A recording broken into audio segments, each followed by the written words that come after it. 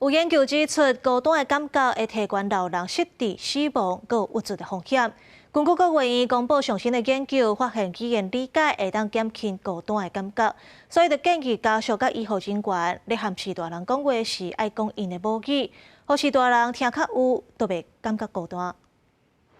前几冬因为新冠疫情的关系，隔离关伫咧厝里办公、伫咧线顶上课迄段时间，人甲人较无接触，民众的孤单感就较重。也若伫咧生活中有研究显示，65岁以上的时大因为退休生活较会感觉孤单。研究指出，这款孤单的感觉也会提悬失智、郁卒和死亡的风险。所有年龄层的自杀率比起来，高龄长者的自杀率是最高的。这个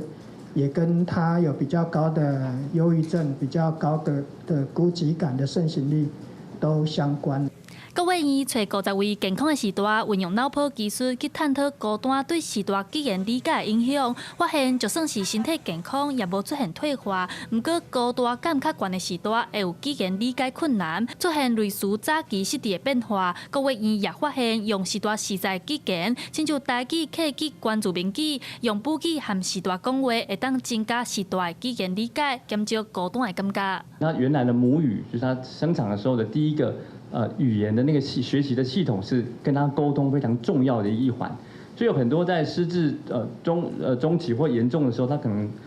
连普通话都没办法讲好，他就回复到他原来的客家话或者是台语的这个原来母语的状况。研究也发现，真侪视大虽然身躯边有坎坷，也是医护人员咧陪伴因、照顾因，但是若是单纯敢若陪伴伫咧因的身躯边，无甲因开讲，这视大就会开始感觉孤单，语言理解困难，就会减少互动，就会开始愈来愈孤单，出现恶性的循环。国卫院也表示，所以真侪病医为着要提升医护人员和视大的沟通能力，要开始安排母语课程。国卫院认为这是真好的办法。记者陈亚轩、林旭凯台北报道。